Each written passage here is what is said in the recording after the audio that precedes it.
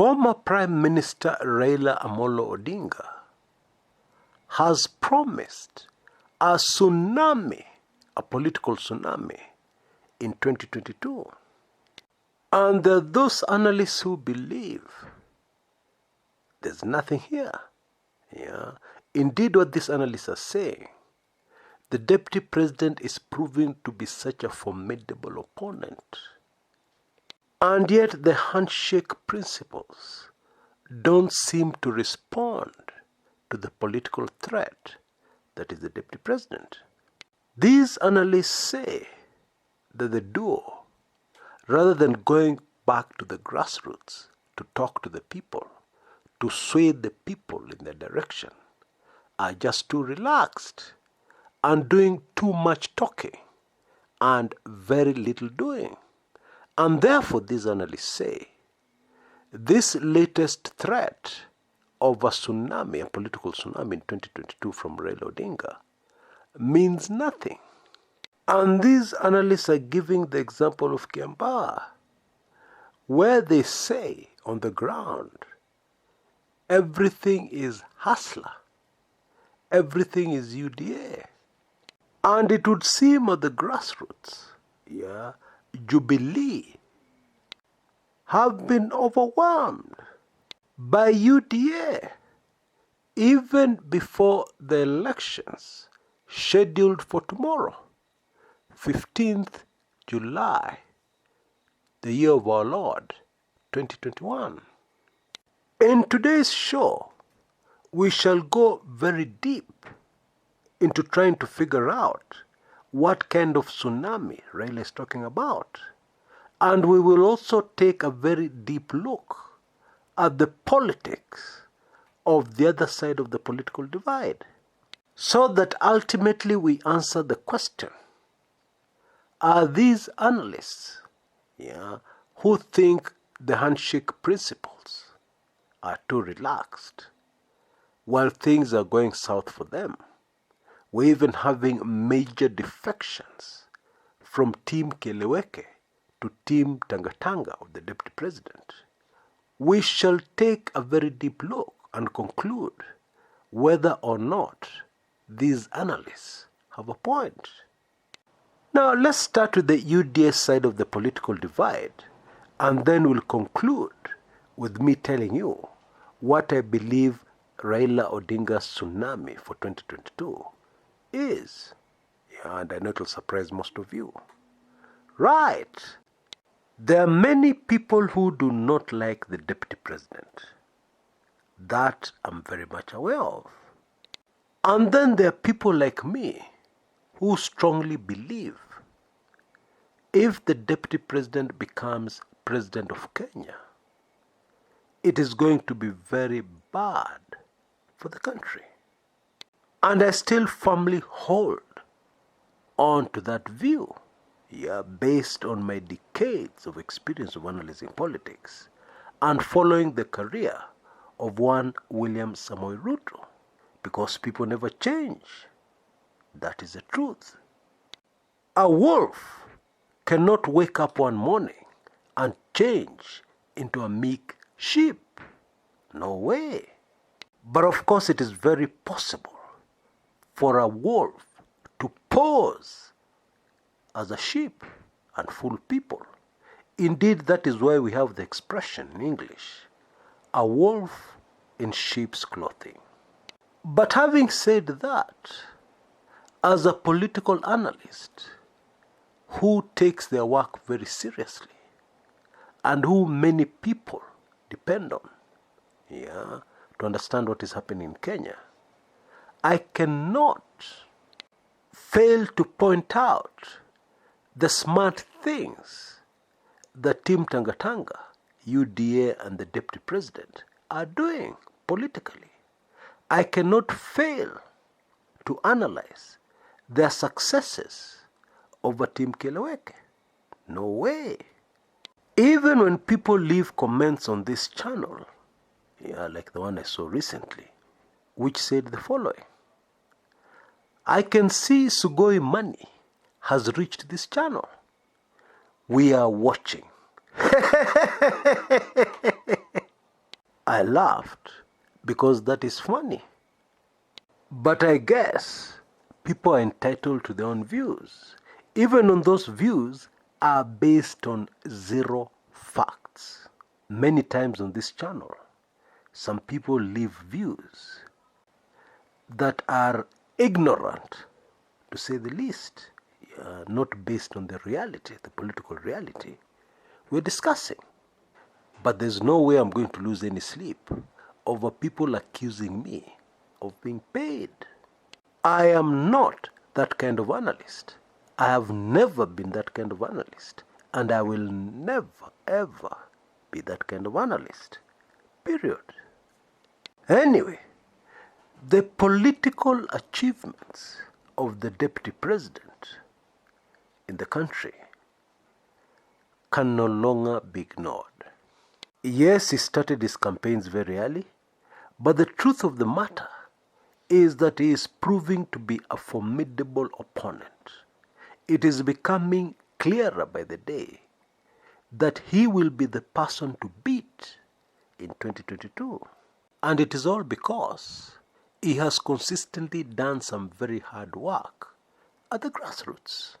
And he continues to work diligently at the grassroots, even as he pulls off some very smart political moves in preparation for 2022. If there's one thing the Deputy President understands, if the Deputy President has a secret mantra, then it must be, the political reality, that in many cases, people do not vote for a candidate because they like them. No. Very many candidates, political candidates the world over, have won elections by landslides or even convincingly, simply because the voters hate the other side more. Indeed, there can be cases where the voters hate the other candidate so much that they'll do anything to ensure that that candidate is never, ever elected. Because it all boils down to emotions. Human beings respond, behave according to emotions. And of course, many times they will pretend that they have thought it through when it is simply a matter of their emotions. Let me quickly remind you of something that happened in 2017. During those elections, the presidential elections, there was a very impressive turnout in Central Province. On polling day, looking at what was happening with our House of Mumbi brethren, it was clear that voting for them was a matter of life and death, almost. Why? Well, I can tell you the word on the street in Central Province was that if you fail to turn up to vote, there are chances that Raila Odinga could win the presidency. And according to some very popular propaganda that was doing the rounds then, if Raila Odinga became president of Kenya, he would make it mandatory. He would force all House of Mumbi members never to wear trousers and instead to wear shorts, kaptulas. I'm on the ground a lot, because there's no way you can analyze politics from an armchair. There's no way you can analyze politics from listening to what people say on social media. Because the vast majority of voters, the people who actually decide where the election is going, in case it's free and fair and verifiable, do not have access, or rather unlimited access during the day to social media, like many people have, who have very strong opinions. And so you can imagine somebody telling you that story of Raila and Kaptulas with a straight face. I don't think I'd be able to hold back my laughter. Now, don't get me wrong. I'm not saying the people in Central Province are not smart. They're very smart. But you see, it all boils down to something called human psychology. It is very easy for you, with the hatred filled in your heart, to pick up far-fetched stories, far-fetched claims, and run with them as if they were factual. That is the way we humans behave.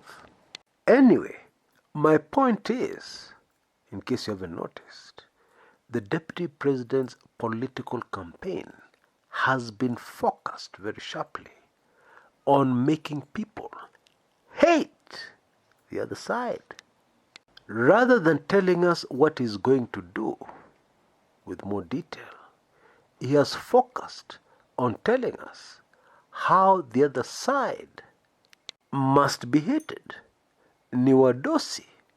They don't understand hustlers. They don't understand the struggles of an ordinary Kenyan today. And that is why they are so much against the chief hustler, the Deputy President, and the hustlers countrywide, who is speaking on behalf of, giving them a voice. That is the strategy. That is the storyline of the Deputy President. And it is working, especially with young people, who don't know very much about Kenya's recent past, and they're not interested in history. It's boring. All they know is that the Deputy President has a lot of money and is talking their language, period. And the other side of the political divide hates the Deputy President because he's speaking on behalf of hustlers countrywide. That is how a lot of Kenyans are looking at this. And of course, my point is, there is no way politically you can ignore somebody using this strategy so effectively. They are, of course, not unbeatable, but you ignore them, even with the emotions, at your own peril. The Deputy President has even attacked Raila Odinga's bedroom. You remember the Kibra by-elections. Yes, Team Keleweke won. Their candidate trounced the Deputy President's candidate, MacDonald Mariga. You remember that. But many people ignored or failed to take a closer look at the number of votes DP Ruto's candidate managed to garner.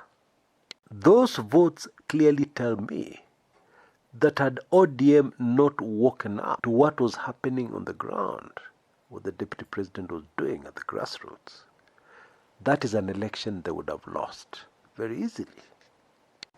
But the Deputy President's candidate won in Embakasi South. The Deputy President's candidate won a by-election in Kwale County. Remember that?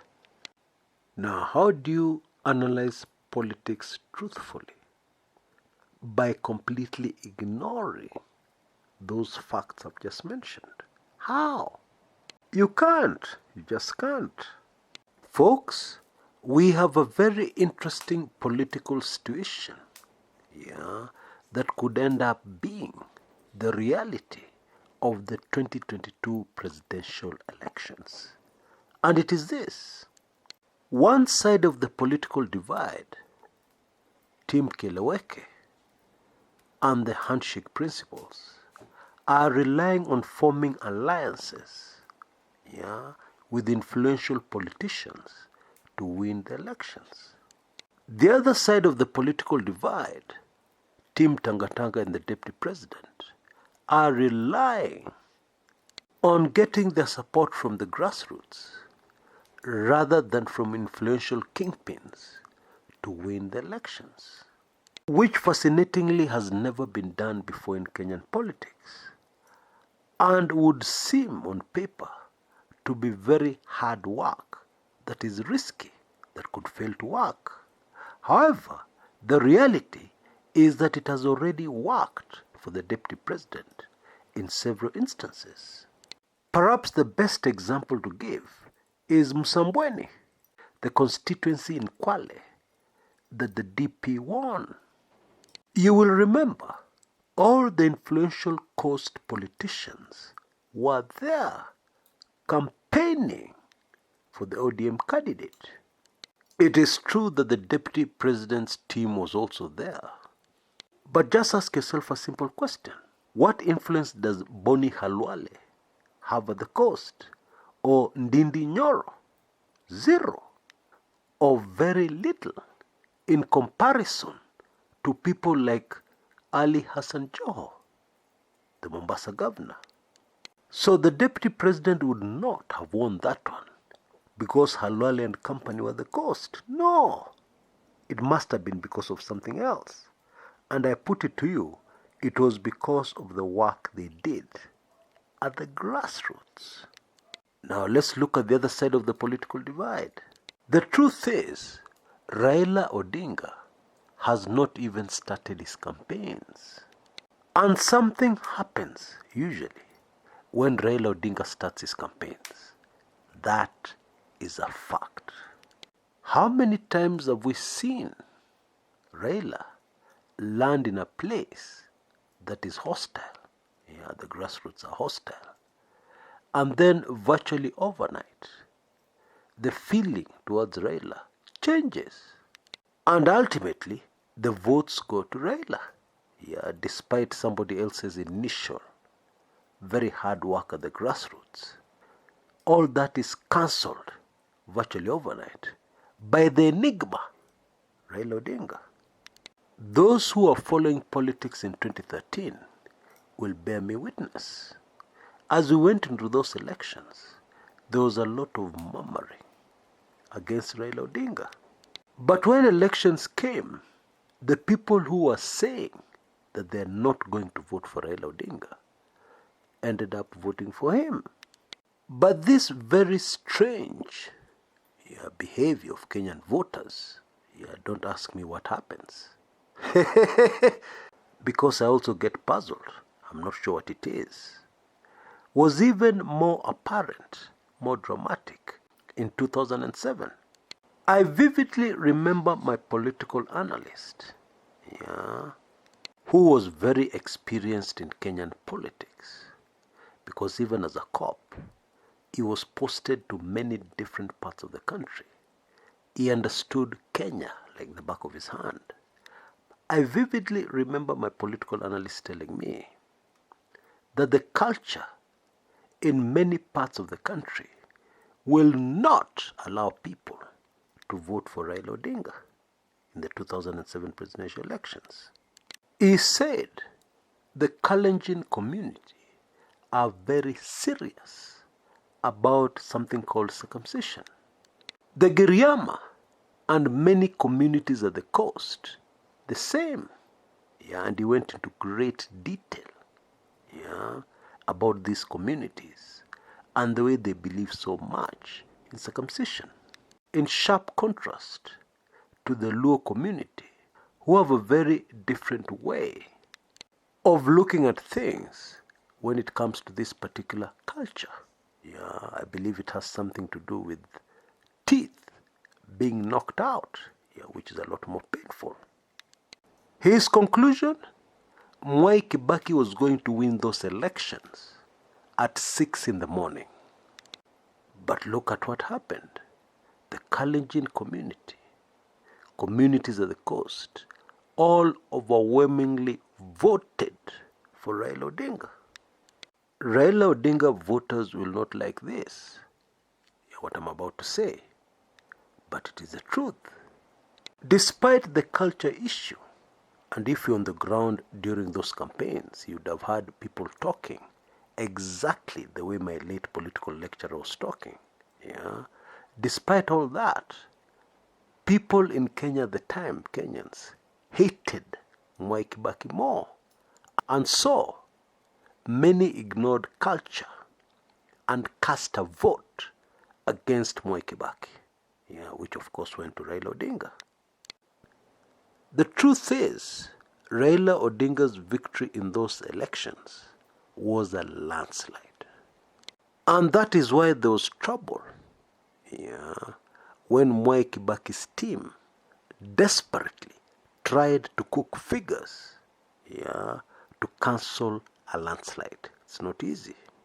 Cancelling a landslide victory by your opponent through cooking figures, even if you have state machinery, is not easy. Ultimately, it will be very difficult for your cooked figures to make any sense. Bottom line, something happens whenever Raila Odinga hits the campaign road. Even if you hate him, Raila Odinga is a very experienced, strategic politician. And beating him or his team fair and square, whatever political strategy you're using, is extremely difficult. That is a fact. And there's another very important political truth to take note of. A by-election is not a general election. Let me put it in another way. Voters are usually not sober during a by-elections. But when it comes to a general election, the same voters who gave you a sweet victory during a small by-election suddenly turn on you. This has happened so many times in Kenyan politics. Let me now give you the bombshell I promised at the beginning of our show. Raila's tsunami. Now, the nature of a tsunami is that it hits you by surprise, so suddenly, so hard that you never recover. This tsunami cannot be a political coalition or union or association between unexpected parties or even between expected parties. That can never be a tsunami because it will not take anybody who understands Kenyan politics by surprise. We're already seeing those formations taking shape, and therefore we are forewarned. So that can't be a tsunami. The only thing that will take Kenyans completely by surprise, will shock Kenyans, wait for this one, is an unexpected presidential candidate.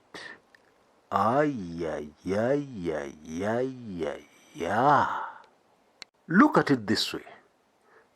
The deputy president's camp is preparing, has been preparing, is focused on Raila Odinga as the candidate they'll be up against. Other political observers and analysts are very focused on the very real possibility that Team Keleweke will fail to come up with one candidate they can all support.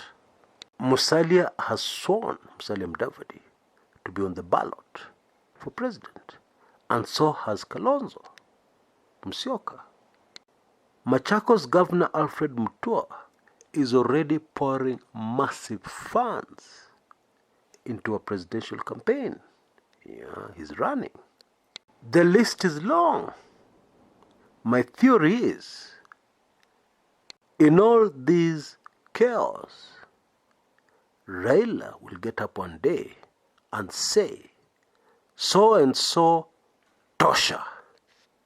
And that will be the end of the general elections. The rest will be mere formality. Now, does that sound familiar? Yes, it has happened before. The political tsunami of 2002 that brought KANU down, removed them from power for the first time since the independence of Kenya. Those who are around will remember the late Simeon Nyachai was very determined to run, and so was George Saitoti, and so was Kalonzo Musyoka, and so was Raila Odinga, and many, many others. In fact, the professor of politics himself, the self-proclaimed professor of politics, the late President Daniel Toroitich arap Moi, was very sure that they would never agree. And he was right. His information was accurate. But then Raila Odinga, even after launching his own campaigns, came to Uhuru Park and said, Kibaki Tosha. The 2002 presidential elections were over. The rest was mere formality. So, the next question is, who is this candidate? Who is this tsunami candidate? Ni nani? Remember, for it to be a tsunami, it has to be a very unlikely candidate. Extremely unlikely. And for the purposes of this particular 2022 race, since we already know who the main opponent will be, that candidate must be untainted by this monster called corruption. They must be clean, well, almost clean. I will give you two names just to give you an idea of the kind of candidate I think is going to front Raila Odinga's tsunami. Let me make it clear, I am not saying that these are the candidates. No. What I'm saying is that candidates like so-and-so and so-and-so are the kind of people I'm talking about that could turn the political tables upside down and give us the tsunami that Raila's promised. And you'll have to sit down for this one. Number one, James Agri Orengo of the ODM party, heir apparent of Raila Amolo Odinga. Number two, current Machakos governor, Alfred Mutua. Do the political arithmetic and get back to me in the comments area below. Remember, we're looking for nothing less than a political tsunami. You know, you'll be able to do this kind of political arithmetic much more easily from a much more informed standpoint if you're a weekly intelligence briefings subscriber. Just listen in, and you'll understand what I'm talking about. Many times on this channel, I have described the upcoming 2022 general elections in Kenya with a Swahili very popular Kenyan expression as follows: Kimeumana kuumana. Oh yes. And maybe many on this channel have not been able to fully understand what I'm really driving at. What is the worst that can happen? What can really happen? What is this that kimeumana kuumana? Really? What is it? I know many of you are asking. In my latest weekly intelligence briefings number 60, I cover one of these areas that is really scary about our upcoming elections. And it is a trend that we have seen very clearly from the last two elections, the last two general elections. Of course, I'm talking about 2013 and 2017. It is a trend that is deadly, to say the least.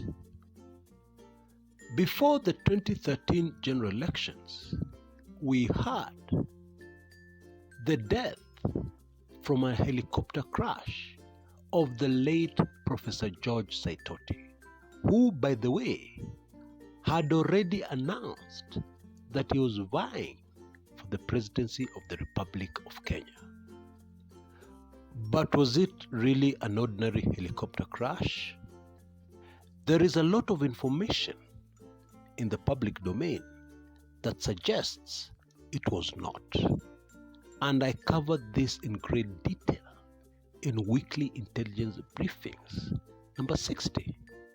Now, let me give you another quick example. In the run-up to the 2017 general elections, indeed very close to those elections, about a month before those elections, the CS internal at the time, a man called Joseph Nkaiseri, suddenly passed on from what we were told was a heart attack. A sudden heart attack just before the general elections.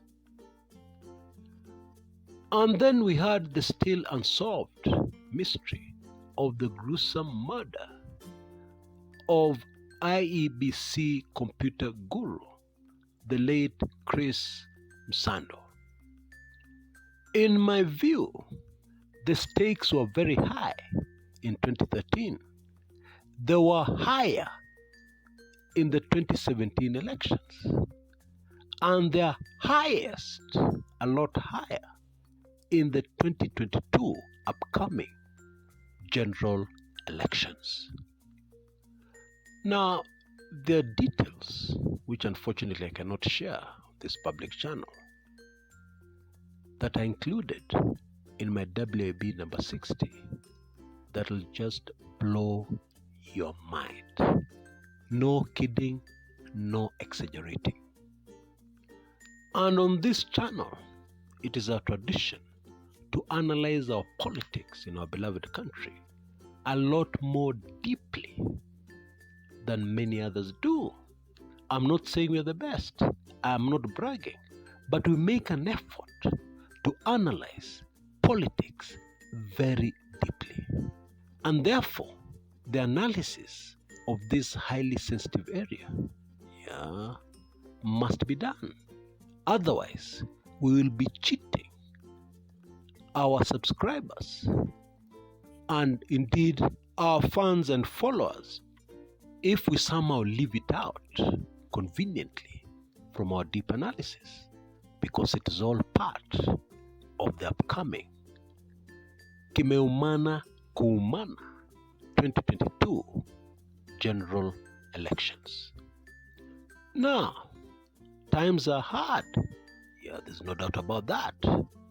And many of you, my beloved fans and followers of this channel, may many times feel that you're being left out because of the relatively high cost of being a Weekly Intelligence Briefings subscriber.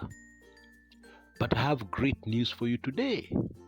For the next 4 days, from the day this video was published, you will be able to become a temporary subscriber for the Weekly Intelligence Briefings for 2 whole months for only 9.95 Kenya shillings, or $9.95.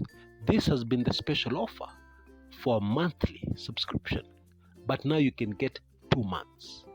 And even for those who your subscription has expired, you can now extend it for 2 whole months for only $9.95, or Kenya shillings 9.95 only. Go for it. I'm afraid you only have 4 days. In my opinion, the current special offer for a whole year, and even for lifetime subscription, you never need to pay again, is also very reasonable, very low. So please take advantage. This offer will not remain forever. Indeed, it is going to end very soon, if I can give you a heads up. Those who normally pray for a lovely, beloved motherland, I urge you to step up your prayers concerning our next general elections. Until next time, this is Chris Kumekucha.